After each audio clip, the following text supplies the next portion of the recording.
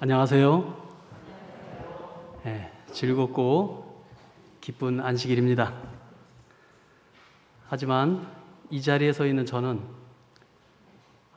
다른 안식일은 굉장히 즐겁게 맞이를 하거든요. 근데 오늘만큼은 좀 두렵고 솔직히 조금 떨리고 일주일이 왜 이렇게 빨리 갔는지 한 일도 많은데 시간도 굉장히 빨리 갔더라고요.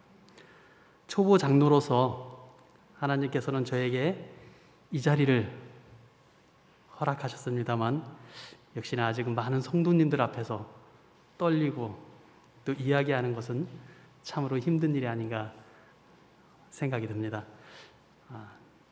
제가 설교를 맡게 되고 책상에 앉아서 설교문을 한번 작성을 해보려고 성경책을 딱 피면은 어떠한 현상이 혹시 일어나는 줄 아세요? 머리가 하얘져요. 낮에는 돌아다니면서 이 말씀도 해드려야지, 저 말씀도 해드려야지 생각을 많이 해다가도 책상에만 앉아서 성경책을 딱 피면은 그 순간 하얘져요. 참 신기하죠. 많은 고민을 했습니다. 무슨 얘기를 우리 집사님들에게, 성도님들에게 할까 하고 고민하는 가운데 하나님께서 하라고 하시니까 순종하는 마음으로 이렇게 이 자리에 섰습니다. 하나님께서는 분명히 이 자리를 통해서 또 다른 은혜를 저에게 주실 줄 믿습니다. 그렇지만은 그래도 부담되는 자리이기에 우리 성도님들의 크신 아멘 소리 허락 부탁드립니다. 저는 이 시간에 제 삶에서 하나님을 경험한 이야기, 즉 간증의 시간을 갖고자 합니다. 먼저 간증 시작하기 전에 저는 성도님들한테 정말 감사하다는 말씀을 드리고 싶습니다. 정식으로. 감사합니다, 성도님들. 지난 10월에 제가 병원에 있을 때 눈물의 기도로서 우리 성도님들 많이 응원을 해주셨다고 말씀을 많이 들었습니다. 정말 지금 이 순간 이렇게 성도님들 앞에서 서 있을 수 있는 것은 정말이지 우리 성도님들의 많은 기도 덕분이 아닌가 생각을 합니다. 다시 한번 감사를 드립니다. 작년 10월 6일 새벽 3시경, 정확하게는 새벽 2시 57분이었다고 합니다. 그렇게 잘 뛰던 저의 심장은 뛰기를 멈추었습니다. 저의 팔과 허리는 뒤틀렸고 저는 숨을 쉴 수가 없었습니다. 심정지라고 하죠. 심장 마비가 온 것입니다. 고통스러운 신음소리를 내면서 저의 몸에 격련에 떨고 있을 때 자고 있던 아내가 일어났습니다. 이상한 소리와 기척 때문에 눈을 떴다고 합니다. 그리고 심정지가 온 저를 발견했습니다. 얼마나 당황스럽고 그 순간 무서웠겠어요. 그래도 정말 다행히 제 아내는 보기와 다르게 참으로 강인했던 것 같습니다. 제 아내는 즉시 119에다가 전화를 걸었고 침착하게 119 대원의 지시에 따라서 심폐소생술을 저에게 했다고 합니다. 다행히 전화한 지 5분도 안 돼서 119 구급대원은 저희 집을 찾아 들어오게 되었고 저는 집 근처에 있는 병원으로 바로 후송이 되었다고 합니다. 이미 저는 의식을 잃어버린 후였고요. 의식이 없는 상태에서도 병원에서 각혈을 해가면서 또 피를 토하고 코로나 검사까지 그 와중에 받았다고 합니다. 기계에 의존해서 응급실에 누워있는 저의 모습을 보고 저의 아내는 어떤 심정이었을까요? 그리고 대전에 있는 저희 큰딸 예진이는 어떤 심정이었을까요? 그리고 또 군대 가 있는 저의 아들은 어떤 심정이었을까요? 그 밤에 아빠가 실려나가고 혼자 집을 지키는 우리 예림이는 어떤 심정이었을까요? 예찬이는 급하게 휴가를 나오면서 기차 안에서 이런 생각을 했대네요. 이제 가업을 이어야 되겠다.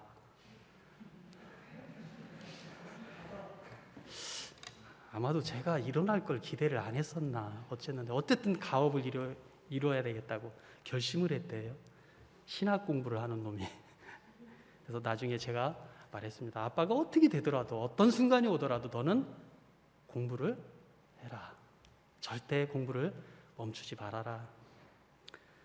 이야기를 했습니다. 또 화요일 아침에 우리 성도님들은 얼마나 그 소식을 듣고 놀랬을까 생각을 해봤어요. 아마도 굉장히 놀라셨을 거라는 생각이 듭니다. 정말 많은 분들이 기도를 해주신 것 같습니다. 이제 늦은 밤 저희 아내는 의사 선생님과 마주 앉았습니다. 진단이 이루어진 거죠. 상담이 이루어진 거죠. 의사 선생님은 가까스로 다시 뛰는 심장이 문제가 아니고 저희의 폐가 가장 문제가 됐다고 합니다. 심각한 손상을 입었다고. 왜 폐가 손상이 되었을까요? 여러분들이 아시다시피 맞습니다. 심폐소생술은 외압을 통해서 심장을 다시 뛰게 하는 기술입니다. 이 와중에 이 갈비뼈가 혹시 부러지거나 어떻게 되면 폐를 건들게 돼요. 그래서 저의 폐 사진은 밤하늘처럼 새카맣게 나왔다고 합니다. 의사 선생님은 지켜볼 수밖에 없다고, 어떻게 조치를 취해줄 수 없다고 그런 말을 했다고 합니다. 낙심이 많았겠죠. 저희 아내가 힘들었을 거라고 생각이 듭니다. 하지만 어느 집사님과 전에 계시던 김 사모님께서 대학병원으로 옮기라고, 빨리 옮기라고, 옮겨야 산다고. 하지만 코로나 검사 결과도 안 나왔고 또 의사 선생님께서는 이 환자 지금 옮기다가 중간에 다시 심정지가 올 수도 있으니까 안 된다고 그렇게 말리셨다고 합니다. 시간이 조금 지나서 반나절 정도 지나고 코로나 검사가 음성으로 나오고 안전성이 충분히 확보된 다음에 저는 천안병원으로 이송이 됩니다. 단대병원이었어요. 후에 아내와 퇴원한 후에 가끔 차를 타고 다니면서 이야기를 합니다. 도대체 그 시간에 당신이 어떻게 일어났냐고. 제가 아무리 생각해도요, 1분이나 2분 정도만 아내가 깊은 잠에 딱 빠졌으면 저는 이 자리에 없어요. 도대체 어떻게? 아마도 예수님이 깨우셨을 것 같아요. 미정아 일어나, 내 남편 지금 위급해 라고 하면서 깨워주셨던 것 같아요. 큰 병원으로 옮긴 후 그곳의 의사 선생님께서는 다른 진단을 또 내리게 됩니다. 폐는 괜찮대요. 폐는 괜찮고 제일 중요한 거는 심장이 멈췄을 때 피가 뇌로 가지 못하기 때문에 뇌 손상이 가장 걱정이 된다고 하시더랍니다. 사실 이런 경우에는 뇌 손상이 가장 크게 있거든요. 뇌 손상을 최대한 막고 회복하기 위해서는 저체온증 치료를 해야 된다고 합니다. 그래서 저는 심장마비가 온 지 24시간 만에 단대병원에서 저체온증에 들어갑니다. 이틀 동안 잠을 자면서 저체온증 치료를 받고 이제 3일째 되는 날 서서히 깨어나기 시작을 합니다. 그날은 금요일 아침이었고 12시경 낮에 낮 12시경에 의식이 돌아와서 일반 병실로 이제 옮기게 됩니다. 위급한 시간은 다 지나간 거죠. 심정지 이후에 3일의 시간, 정말 다시는 저로서도 생각하기도 싫고 굉장히 험난했던, 가족들의 험난했던 그런 시간이 아닌가 싶습니다. 하지만 하나님께서는 이 시간 동안에 많은 사람들을 통해서, 그리고 하나님께서 직접 저에게 도우심을 주신 것을 경험하게 되었습니다. 저의 아내는 처음 응급실로 저를 보낸 후 어떻게 할 줄을 몰라요. 그죠? 우리 민간인이 뭘 하겠어요? 오로지 하나님만 붙들고 기도를 했다고 합니다. 그리고 옆에 있는 사람들한테 기도 요청을 했다고 합니다. 제 딸들, 아들, 또 막내딸.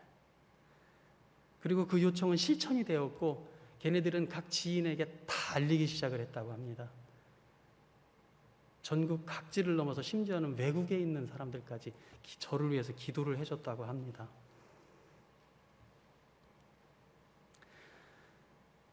믿음의 형제들이 아니었더라면, 저의 얼굴을 알지도 못하는 믿음의 형제들이 아니었더라면, 또 그들이 하늘 가족이라는 그 한 가지 이유만으로 얼굴도 모르는 사람들을 위해서, 모르는 사람을 위해서 무릎을 꿇고 기도를 하지 않았더라면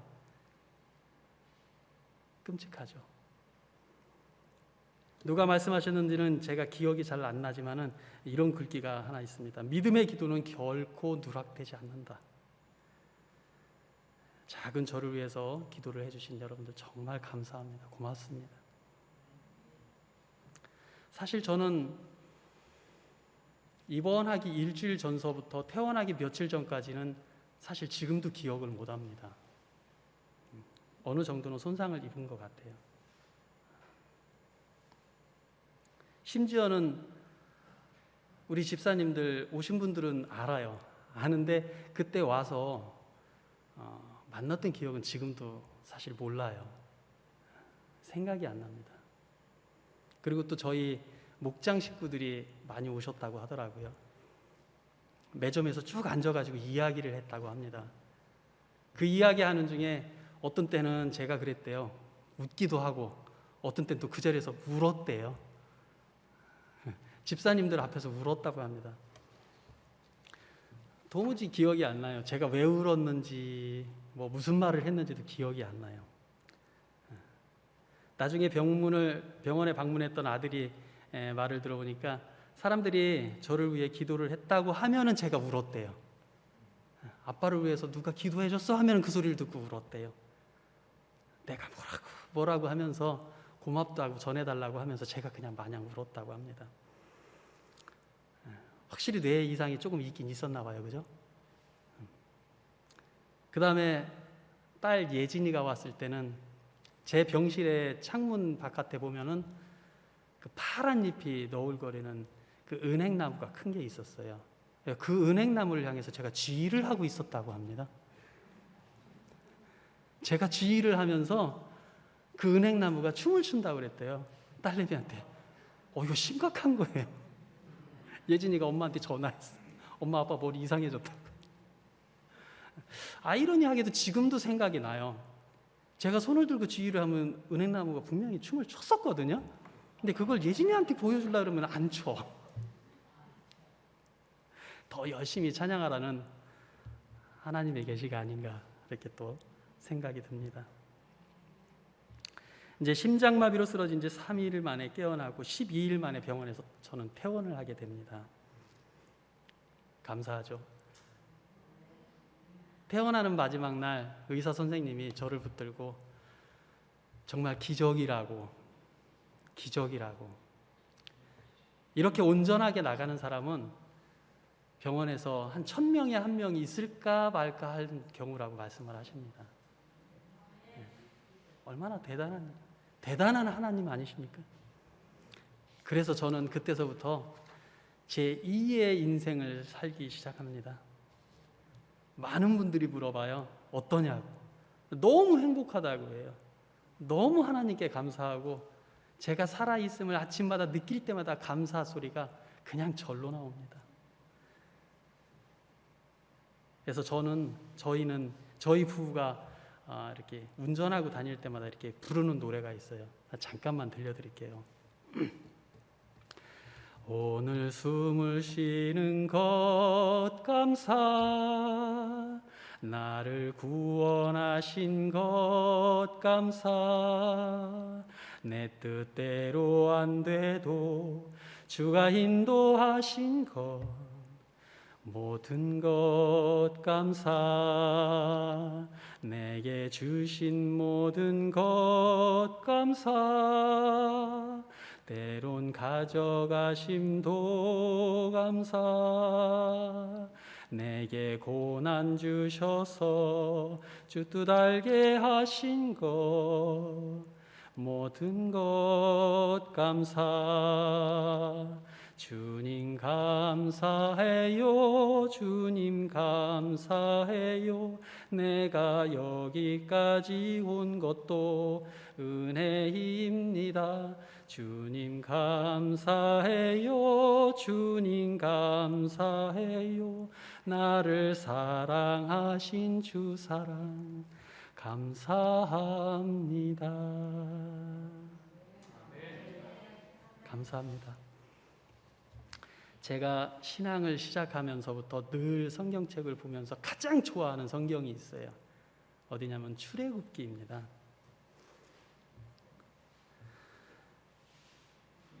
정말 대단하지 않아요? 출애굽기를 읽으면서 하나님이 홍해를 가르시고 불기둥과 구름기둥으로 하나님의 백성을 보호해 주시고 또 만나와 메추라기를 백성들에게 먹이시고 그 모든 것을 경험했던 출애굽기 1세대들 너무 부러워요, 사실은. 저도 그렇게 한번 해보고 싶었거든요. 제가 낚시를 좋아해요. 작년에도 우리 막내를 데리고 바다 낚시를 한 3번 정도 갔어요. 배를 타고 쭉 가다 보면은 그 파란 물들이 가득하죠. 출애굽이 막 생각이 나요. 이 바다가 갈라졌었대. 이 바다가 갈라져서 옆에 벽이 됐대. 바닥은 마르고 아이들이 벽에다가 손을 대보고 돌멩이도 던져보고 저도 똑같아요. 손도 대보고 싶고 돌멩이도 대보고 싶어요. 이런 경험을 한 출애굽 1세대들. 그러나 그들은 하나님을 기억하지 못하고 불평과 불만을 쏟아냅니다. 그들은 애굽의 종살이로부터 구원해내신 그 하나님을, 그 도망 나오는 그 길 동안도 불기둥과 구름기둥으로 보호 인도해 주시는 그 하나님을 순간순간 잃어버리고 불평을 합니다. 애굽의 그 수많은 병거와 군대를 보고 겁에 질려 떠는 그들을 예수님은 홍해를 가르셔가지고 구원을 하십니다. 하지만 그들은 또 불평을 합니다. 홍해를 건너 수르 광야를 지날 때 물이 없어서 마시지 못하고 마라라는 곳에 도착해서 물을 찾게 되지만 물이 어때요? 씁니다. 그 쓴물을 순식간에 하나님은 또 달게 만들어 주셔요. 그래서 그들이 또 구원을 받습니다. 근데 그들은 잠시 잠깐 후에 또 불만을 터뜨립니다. 엘림을 떠나 신광야에서도 그들은 다시 먹을 게 없는 상황을 막 터뜨립니다. 하지만 만나와 메추리로 하나님은 그들을 또 구원하십니다. 근데 그들은 또 불만을 터뜨립니다. 저는 이해할 수가 없었어요. 굉장히 신나는 출애굽이거든요. 그 60만 남자들만, 그 많은 사람들이 하나님이 다 인도해내는데, 근데 그들은 그 모든 이적 속에서도 불만을 터뜨려요. 아마도 저를 포함한 많은 분들이 이해를 못할 거라고 생각이 됩니다. 내가 만약 저 시대에 살았더라면 나는 저렇게 안 해. 아마도 모세나 갈렙이나 여호수아처럼 하나님을 끝까지 믿었을 거야 라고 생각을 했을지도 모릅니다. 하지만 얼마 지나서 않아서 저는 그 불평 불만을 쏟아내는 이스라엘 백성 중에 한 명이라는 사실을 깨닫고 맙니다.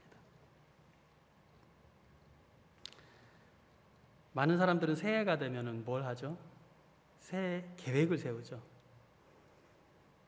올해는 정말 착하게 살고 많은 일도 하고 열심히 돈도 벌고. 저 또한 그랬습니다. 새 인생, 제2의 인생을 시작을 하면서 저도 어떻게 했어요? 이제서부터는 평생 동안에 누구한테 잘해줘야지? 미정이한테 잘해줘야지.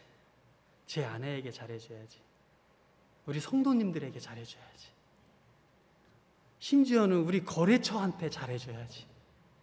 이런 갖가지 계획을 많이 세웠어요. 제 아내에게는 정말 평생 갚아도 못 갚을 빚을 졌죠. 정말 사랑하며 살려고 다짐을 했습니다. 그런데 이렇게 다짐했던 저에게 이스라엘 백성들처럼 불만이 나왔어요. 참 신기하죠. 조금만 의견이 안 맞으면 말다툼을 하고, 조금만 뭐 하면 도가 약간 더 지나치고, 그뿐만이 아닙니다.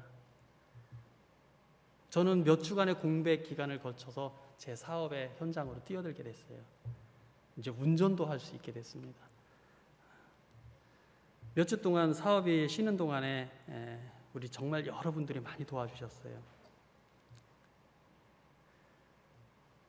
이문이 안 나도 그렇게 즐거울 수가 없어요. 사업을 하는데 살아있다는 것만으로도 너무나 감사하고, 하지만은 시간이 지나면서 한 달, 두 달 되니까 이게 회복이 안 되더라고요. 어떻게 해요? 불만이 나오기 시작. 체력적으로 너무 힘들고 시간이 어느 정도 지났는데도 사업에 반전이 없으니까 불만이 나오게 되더라고요. 이런 게 이스라엘 백성이 그렇게 하나님이 눈앞에서 구원을 해주셨는데도, 제가 죽었다가 하나님이 기도 덕분에 그렇게 살려주셨는데도, 그 경험을 했는데도 불만은 나오더란 말입니다. 출애굽 1세대들, 저가 그분들하고 다를 게 하나도 없습니다.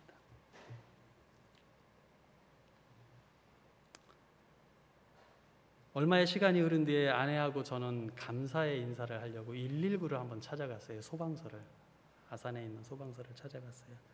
구급대원들한테 감사하다고 이 인사를 했어요. 그랬더니 세상에 그분들이 사라져서 고맙다고, 다른 말은 없어요. 사라져서 너무 고맙다고, 오래오래 살아달라고.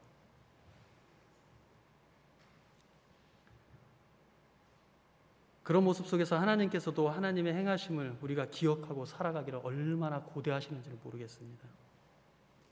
출애굽기 20장 2절에는 이런 말씀이 쓰여 있습니다. 나는 너를 애굽 땅 종되었던 집에서 인도하여 낸 너희 하나님 여호와니라. 이 말씀은 하나님이 자기 소개이자 우리에 대한 설명이며 우리와 하나님 사이의 관계에 대한 선언입니다. 이처럼 하나님은 계속해서 저희를 구원하시고 또 앞으로도 지금도 구원하고 계십니다. 하지만 우리는 이스라엘과 같아서 연약하고 자꾸 잊어버리게 되죠. 다시 죄를 짓고 불평을 하죠. 어떻게 해야 될까요? 어떻게 하면 하나님의 구원하심을 잊어버리지 않고 하나님 안에서 올바르게 살아갈 수 있을까요? 우리가 할 수 있는 일은 다만 이러한 연약함 속에서도 하나님께 고백을 하고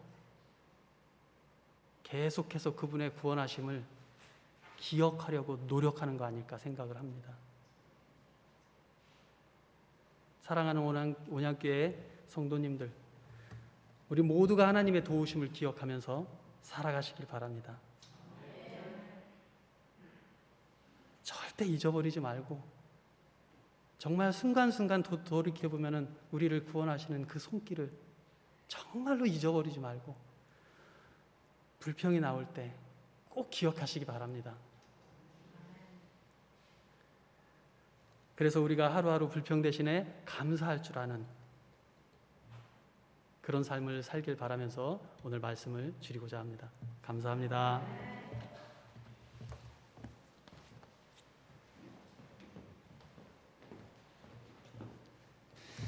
네, 우리 다 함께 마치는 찬미 342장 찬미 부르시겠습니다. 342장 찬미입니다. 주날 인하여 상심이 크시니 내 맘 괴롭고 아프기 한없네. 죄의 구렁에 파묻힌 아픔을 주가 사랑으로 건져내셨네.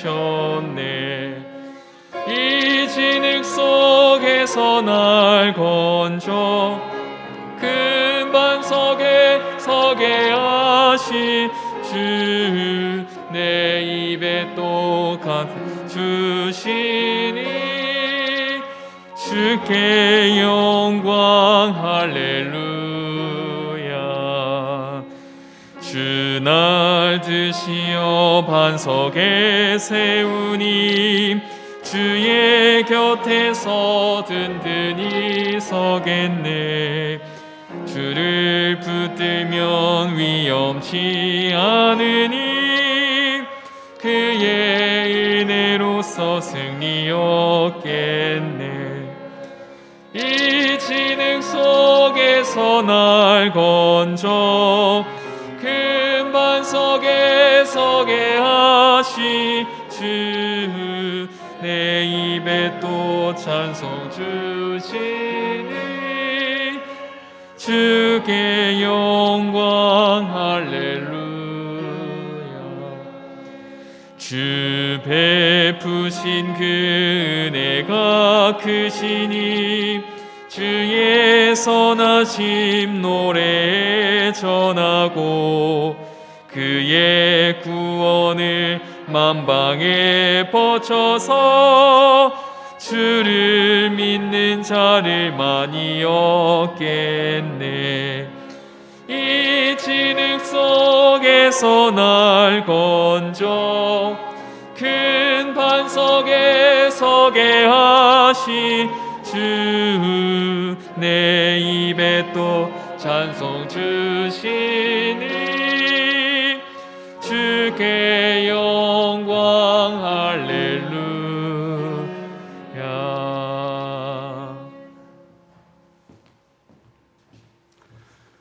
아버지, 저희 입술에 늘 불평, 불만이 있습니다. 그럼에도 불구하시고 아버지 저희를 매 순간 구원해 주시니 감사합니다.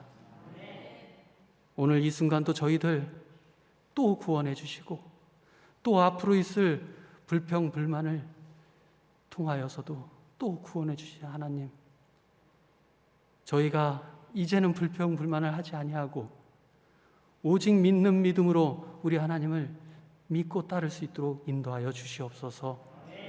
감사하며 예수님 이름 의지하여 기도드리옵나이다. 아멘.